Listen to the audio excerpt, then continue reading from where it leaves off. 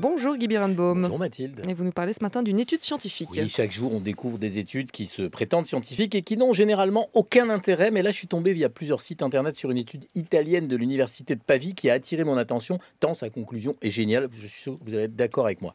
Dire du mal, médire, cancaner, commérer, bavasser, Comme vous faites. bitcher, comme on dit, libérerait de l'ocytocine qui n'est autre qu'une sorte d'hormone du plaisir.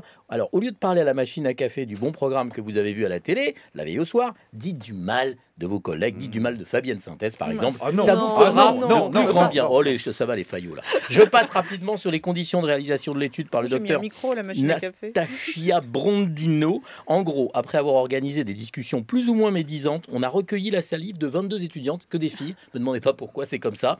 Alors, pour mesurer leur taux d'ocytocine. Résultat, le taux d'ocytocine de celles qui ont le plus comméré s'est révélé beaucoup plus élevé. Donc, la conclusion de l'étude, elle est simple, pour ne pas dire un peu simpliste. Une conversation dans laquelle on dit du mal rapproche plus les personnes qu'une pauvre conversation anodine. Donc, dites du mal et ça vous fera du bien. Pas la peine d'expliquer ça à nos hommes politiques qui sont d'horribles langues de vipères. Surtout en ce moment, vous prenez deux membres des Républicains.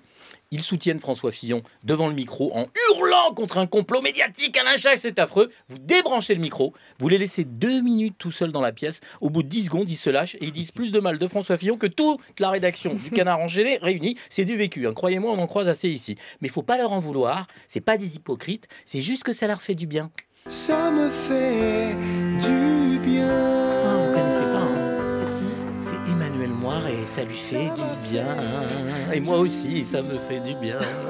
Crachez ici, Et le Birenbaum. dicton, ça vous fait du bien, Guy? À la Saint-Arnaud, vous pouvez vous permettre d'être un peu salaud. Guy Birenbaum, bon week-end à vous.